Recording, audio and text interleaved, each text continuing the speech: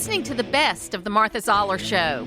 To hear the full show each day, tune in to AM 550 and FM 102.9 WDUN or log in to accesswdun.com and click the Listen Live button from 9 to 11 Monday through Friday.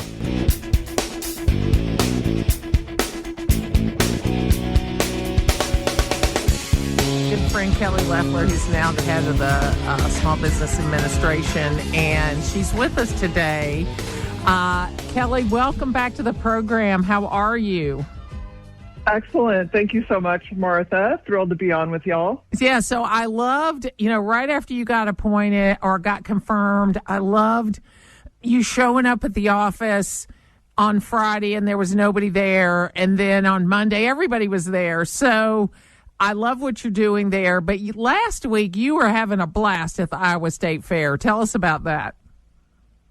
Well, it took me back to my roots. I grew up showing cattle in 4-H. I was a 4-H'er attending the county and state fairs every year. Was a great thrill to get out across Iowa, across the entire state, including the state fair, which is really epic. And, you're interacting with everyone from farmers to small businesses to 4-H'ers. I got to stand by the show ring and watch the cattle shows, see the 4-H projects. But look, this is what the Trump administration is about. It's about Main Street America. It's about re-empowering rural America that has been left behind for 4 years. And as I went across the state of Iowa, I heard it firsthand. People are hopeful. They're seeing positive change. They know that the folks in Washington, like myself, are working hard for them, especially President Trump. I mean, my goodness, look at the progress we've made. And you see that in a microcosm like the Iowa State Fair. And really it got you back to your roots, which is important, and you mentioned that. But also you're traveling throughout the Midwest, but also around the country. Tell us a little bit about that. Yeah, you're right. Martha, this week I'll be in my 24th state. I've been in 38 states, a few states twice. Whether it's for disasters, I did a small business tour in Texas and then sadly returned to Texas because of the horrendous flooding that happened with the president when he flew down. So I have traveled nonstop this country, listening to Main Street businesses. And frankly, what's interesting, it includes manufacturers. Most manufacturers in America are small businesses, 98% of them. So I have walked dozens, if not more than 100 factory floors, listening to job creators, those small businesses in local communities that are building things, that are making that America First a reality. And look, they've been doing it for the last several decades, even amid the hollowing out of our industrial base across the heartland. But now they're going to be doing it with deregulation, lower taxes, a skilled labor force as we get back to focusing on trade schools, and all the things that the Trump administration is bringing to bear. And that's playing out in Main Street in real time.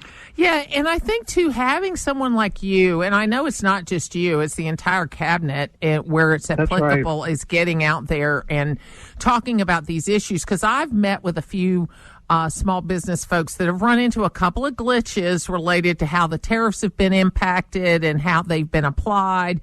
And it slowed some things down at the port and things like that. But we were able to get them in contact with the right person in the administration, get that answer back to them quickly, and in most cases get some kind of resolution that got them back on track again. So when you're doing this kind of change, you've been through it with the businesses you run. I've been it on a much smaller scale. You're going to have these bumps in the road, and you got to know where to go. Absolutely, and that's the beauty of having a cabinet and having an administration that has had real-world experience, that understands, okay, when there's a challenge, we can go over it. We can solve the problems. At the SBA, we created the onshoring portal, which we made available to all businesses across this country. It's on our website for free. It's 3 distinct directories merged together of a supply chain that is onshore in America, 1 million suppliers that small businesses can look at and say, maybe I don't need to import things from China.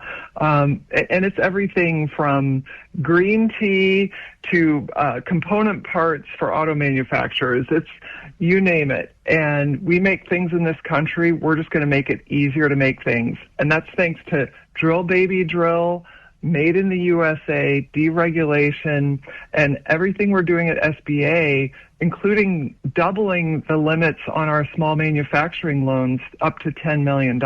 So we're looking at everything from a business perspective. So wages are up. There's also a lot of good things happening with small businesses. NFIB, which is one of my favorite organizations, they had a survey last week that showed small business optimism is at a 5-month high. So tell us a little bit about that and the impact of the big, beautiful bill on that. Yeah, it's above its 53-year average now. And so small business is feeling better than they have in a long time, thanks to the One Big Beautiful Bill, which is really a Main Street tax cut. That includes small businesses. That includes hardworking Americans. Every single American would have seen a tax increase, and especially small businesses would have seen their tax rates double had this bill not passed. And remember, every Democrat voted against the passage of this bill. They voted for a $4 trillion tax increase on the backs of every hardworking American. That means our tax brackets would have gone back to where they were. It would have been the standard deduction did not increase for hardworking families as it has done now. The child tax credit is now increased. So there's that, and then there's a 20% pass-through deduction that was made permanent, 100% expensing for U.S.-based R&D, 100% expensing for capital expense. This is rocket fuel for Main Street, for manufacturing, and for the Trump agenda, which is going to create the new-collar boom, as I call it. This is the convergence of great blue-collar jobs in these onshoring opportunities through advanced manufacturing that we see across the state of Georgia, too, Martha. I mean, I've traveled this great state, and I see it from north to south. There's a lot going on here, but now they're not going to have the headwinds that the Biden administration and the Green New Deal had put up in the way. Now, you're in Michigan and Ohio this week, which are kind of toss-up states in a lot of cases politically. And so are you hearing from small business people, because their senators that were Democrat voted against this too? I think Ohio has one Republican senator, Michigan has 2 Democrat senators, but they voted against, the Democrat ones voted against it. Are you hearing from small business people that they understand that? Well, fortunately, Ohio now has 2 Republican senators. Oh, that is right. You are right. Yeah. Well, he's going to try to get back in, but you're right. They voted against it. It's shocking. Those are 2 of the most intensive manufacturing states that were hollowed out. Remember, we lost 5 million jobs, 70,000 factories over the last 30 or 40 years due to bad corporate and political policies. So those states desperately need this comeback. They're witnessing it. I'm going to be walking factory floors again in both states. This is my 3rd trip to Michigan, first trip to Ohio. Cannot wait to get there. And they're excited because they know that it's making a difference in 2025. This tax bill applies this year to many of the things, and in fact, it's retroactive to investment, to the things that small businesses want to do to grow and hire. And small businesses, all 34 million of them across this great nation, make up 99% of all businesses here in America. They create the majority of new jobs. They can't create new jobs if they're paying more to the federal government. And I've seen it firsthand, the waste, fraud, and abuse happening in government. We're putting a stop to it. At our own agency, we've recently announced that USAID will no longer have authority under our small business contracting because they've abused that authority. And that's happening agency by agency. My friend Doug Collins is doing the same thing over at the VA. I've got Friends in Commerce, Labor, everyone, EPA. I was out with Lee Zeldin last week working on the Tier 4 emissions DEF requirement rollback. Everyone's looking at this from the perspective of hardworking Americans have borne the brunt of big government policies for too long. So one more question. Obviously, you've got a workforce at SBA that some are careers, some have been around a long time, all of that. Has that been the more difficult part of you transitioning into this job, is how to have, how to get those guys all on the same page? I mean, you've run organizations like this before, but that would seem to me would be the biggest challenge. Well, Martha, it's interesting. I talk about this quite a bit as someone with a 30-year business career. I've started small businesses. I've grown them into large businesses. Never have I seen a company with 7,000 people be considered small. Well, my agency is considered small with that many people. The fact is, we can do more with less, and we are. So we have cut the agency back to the size it was pre-COVID, including the spending levels, including the headcount, just like a small business. We are doing more with less. We're on track for record loan volume as a result of refocusing on that. And so I think the biggest challenge for me has been the amount of cleanup that we have to do after the Biden administration and to build the SBA of the future. And look, we have some great individuals on the SBA team. We have a lot of great individuals. They just need to be empowered and to be led with a vision for supporting small businesses, not getting wrapped up in the politics of DEI, Green New Deal, all the crazy stuff that was just hurting small businesses and taxpayers. So we're getting the agency back on track. I'm grateful to our partners at SBA who are working so hard. And I love that the SBA is a public-private partnership. We don't do direct lending. It goes out through community banks. So we're strengthening the ability of community banks to make Main Street loans as well, and then make sure that they're good, because the Biden administration had rolled back the underwriting standards that put the program in peril. So we're cleaning it up, and I'm having a great time. Well, Kelly Loeffler heads up the Small Business Association. You're called an administrator, right? Is that what it's called? That's right. Yeah, that's right. You can call me Kelly. I can call you Kelly. It sounds a little bureaucratic. Do you know what? I got to tell you, though, I've known you a long time in a lot of different roles. I hear a joy and an excitement in your voice. Not that I've never heard before. I've heard it before, but it sounds like you really love what you're doing. And I think that's going to go a long way to make this really successful. Well, I have the best boss in the world. President Trump leads by example. He's outworking all of us, and we're just thrilled to be all working on the team together. We have an incredible cabinet, and I'm very humbled to be part of the team. Well, thank you for your time this morning, and we really appreciate it. We'll talk to you again soon. Maybe we'll get you into our new studio next time you're in Georgia.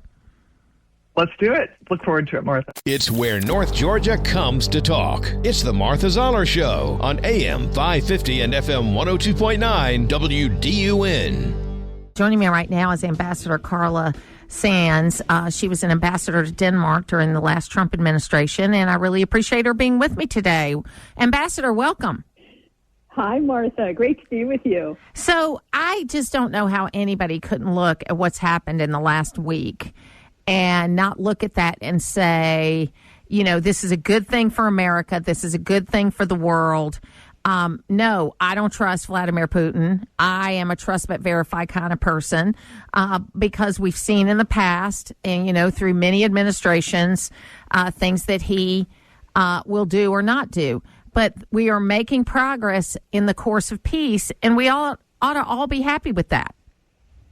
100%, Martha. This is a great time for the world. I mean, because of President Trump's leadership, look at where we are today compared to when he was elected, when he got into office. He has sat down with Vladimir Putin. He has a good relationship now with the EU leaders. I mean, the leaders of those countries and of the EU, Ursula von der Leyen. And then you look at how the head of NATO came. I've never seen a gathering in the Oval Office and at the White House like we saw yesterday. It's extraordinary. And now I'm hearing that within a few weeks, Zelensky and Putin will sit down and try to hash out their differences. And I believe that because of President Trump's strong peace through strength leadership, peace will come to Ukraine in this war before Christmas. Do you think that Putin wants to be more of a player in the EU and with NATO, or do you think that he's just a guy we got to keep out on an island all the time? You know, Martha, that is such a brilliant question, because when I went to NATO as President Trump's ambassador to the Kingdom of Denmark, what I learned is that until Putin invaded Ukraine in 2014, Russia had the second largest presence at the NATO headquarters. Russia military, after the U.S. And so I was shocked to learn that they were integrating into the European security structure, even though NATO was formed to basically keep Russia out. And so what he did, because he was so threatened by the talk of Ukraine joining NATO and Ukraine joining the EU, and it would kind of be like the Chinese Communist Party trying to take over the Mexican border with us, or the Canadian border, which, well, you could argue they are as Canada. But as a matter of fact, it was an existential threat to his vision of the great Russian Empire, right? That he's trying to reconsolidate the USSR. He has said it. And so the fact that he wants to grow his economy and have peace, it's absolutely positive for the U.S., for every one of us listening to you, but also for the world.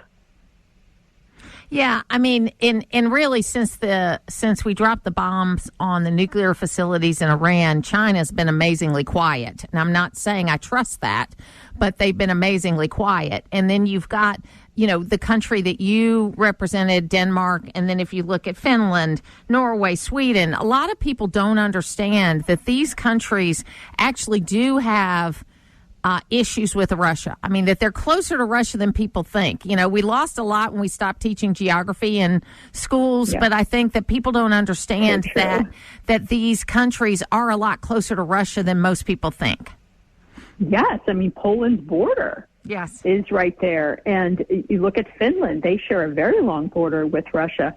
So it is true that they do feel threatened by Russia, but China is the greatest threat, as you just said.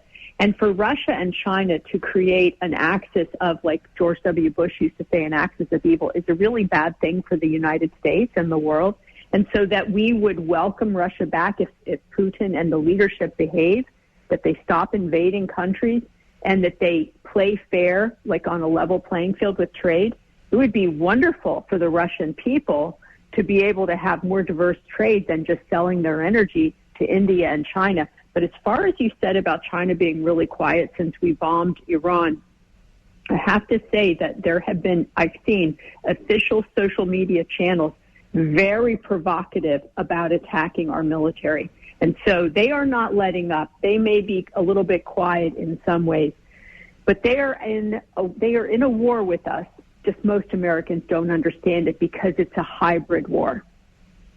Yeah, that's absolutely true. So also you had 3 countries there yesterday, Germany, France, and England, who have made these kind of weird statements about how they want to recognize a Palestinian state in the UN General Assembly that happens in the middle of September. And, you know, I think it's noteworthy to me that they have used that date because it gives us a window of opportunity to work on things. Hamas said yesterday that they had agreed to some sort of ceasefire deal, but Israel has said they haven't received whatever that deal is. No one's presented a deal to them. So do you think that in that meeting yesterday there was any discussion about that? I mean, I know there's no way to know, but do you think there was any discussion about that since they were face to face? Well, you know, in a normal meeting with, President Trump and another world leader, that would be raised if that was an issue. But I think yesterday, because there were so many world leaders in the room, heads of states, and everyone wanted to have their moment to speak, and there's only so much time. I suspect that President Trump kept the main thing, yep. And that is ending this war And I think that there will be other discussions privately, leader to leader, and also Marco Rubio to their foreign secretary in each country to tell them to knock it off. You don't reward terrorists who murder and rape and burn people alive with a state. They only recognize power. And there will be no Palestinian state. There cannot be, because they don't want peace. They want to wipe Israel off the map. It's in their working documents of their founding. Yeah, I think it's if these two conflicts, Ukraine and Russia and Israel and Hamas, I think have been more difficult than the president thought they were going to be to deal with. But at the same time, with the 6 other deals that he's made that have brought peace to different regions of the world, he now can focus his time on this. And it is, I don't know if he ever believed he could do it on day one, but I think that they have proven to be more difficult, but that he's reset and he's gotten in there and he's doing what needs to be done, because it seems at the core of him is that he looks at war as, first of all, a terrible waste of life and opportunity, and that we ought to be doing business together instead of fighting each other.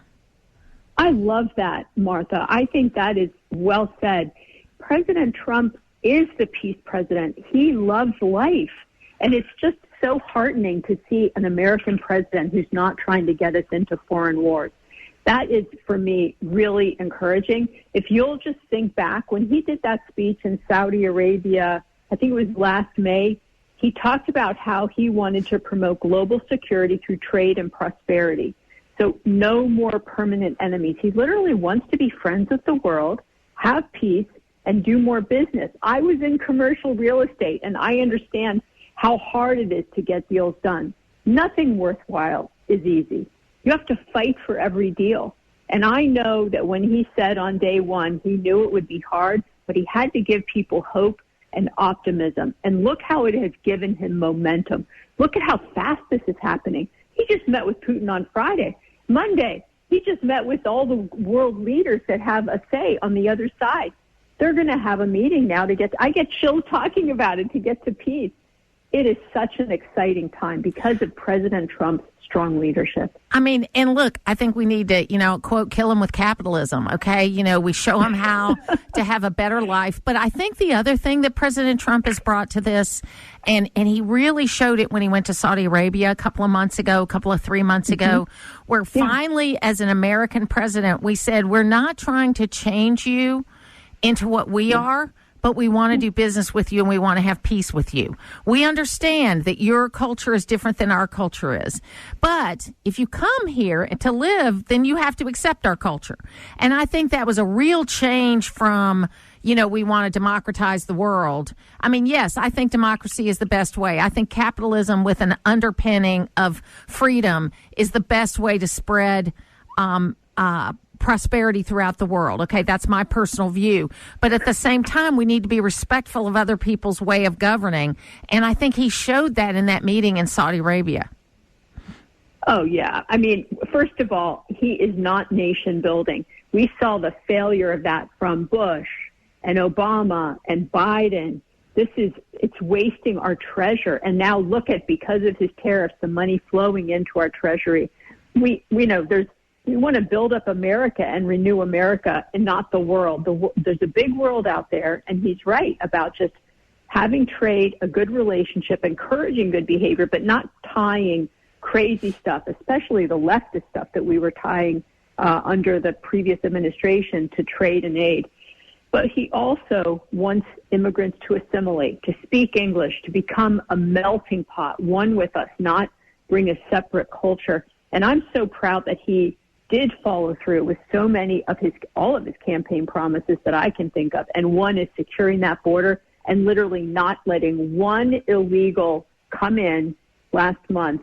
That was so exciting for me because we want immigration that we know who the people are and they're going to contribute to our society and become Americans, not bring their culture and just say, oh, now I'm going to bring Guatemala here and continue to speak Spanish and not assimilate, or Somalian. We can see candidates from Somalia who are speaking Somalian, and they're promoting that they're going to, help Somalia. No, we build up America. America is for Americans. So we're talking to Carla Sands, who's the former ambassador to Denmark. She's also the chair of the Foreign Policy Initiative and distinguished senior fellow on energy policy at A1 Policy. We appreciate you being with us today. Thanks, Martha. Putting the talk in news talk.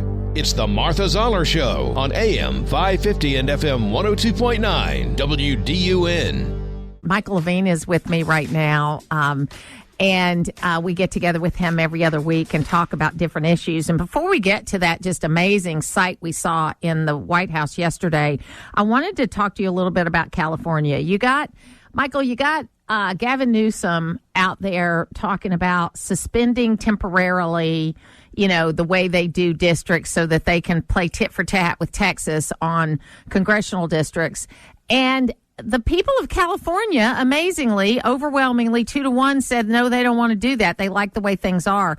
So what's going on out there right now? Martha, I think this can be best summed up by the old adage, desperate people do desperate things. And Gavin Newsom, in many realms, is a very desperate person. First of all, he's the governor of a state that by any reasonable standard is, let's just say, not doing well.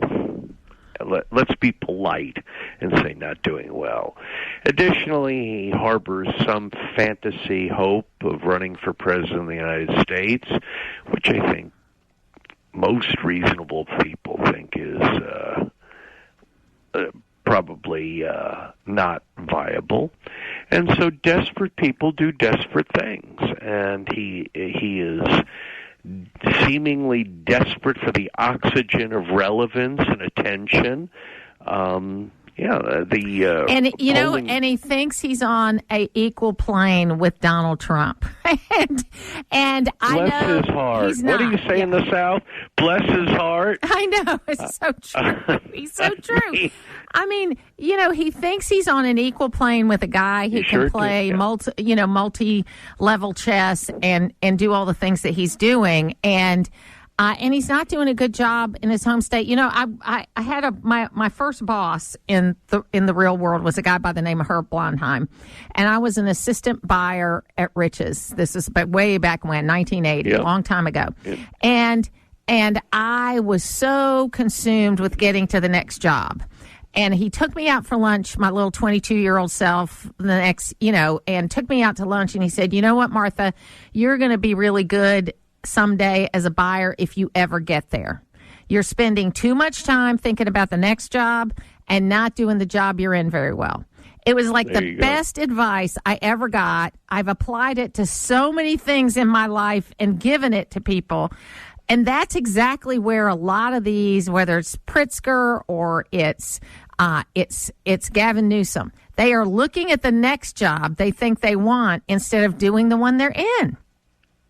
Well, I think that boss gave you very profound advice, and I think your analogy is also profound.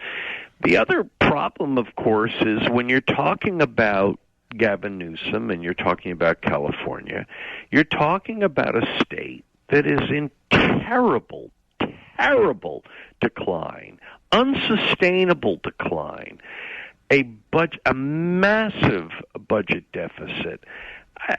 I mean, how he could think that record could be sellable to the 50 states in America is really delusional, and I'm being kind. It's just remarkable.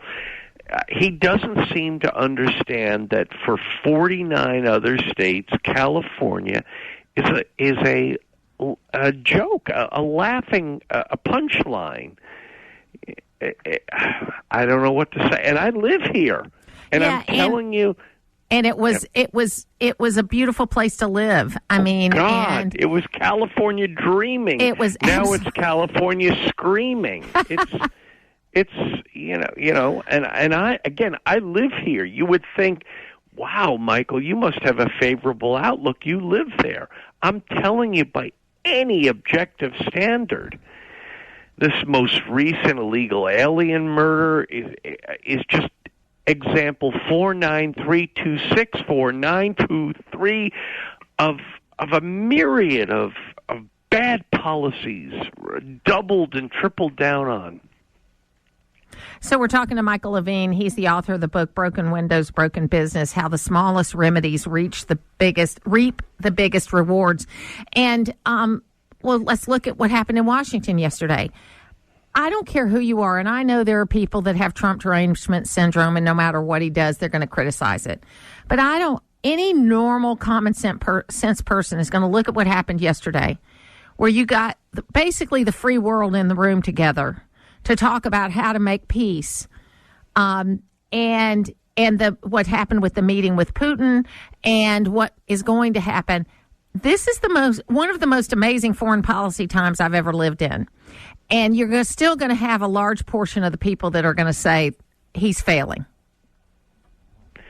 Well, I think you hit it on the head, Martha. This Trump derangement syndrome that's talked about mostly in humorous circles is real and virulent.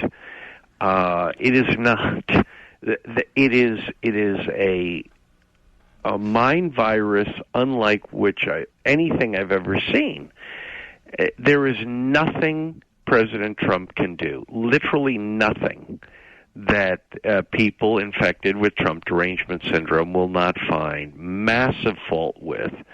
And so what happened yesterday was tremendously consequential in a certain way, but I thought Britt Hume, that you introduced the piece with, had it right. The game will be reviewed, like all Super Bowl games or all baseball games. At the end, with the winner will be remembered, the loser will not. So if, in fact, this works out, Donald Trump will be a massive winner, along, I guess, with the world. And if it doesn't work out, it's none of this daily back and forth is going to be remembered very much. No, I think you're right about that. Michael Levine, thank you so much for being with us today. It's always a blast. Thank you, Martha. I appreciate your sharing your audience with me. To hear the full versions of last week's Martha Zoller shows, go to the podcast page at accesswdun.com, and you can follow me on social media at Martha Zoller.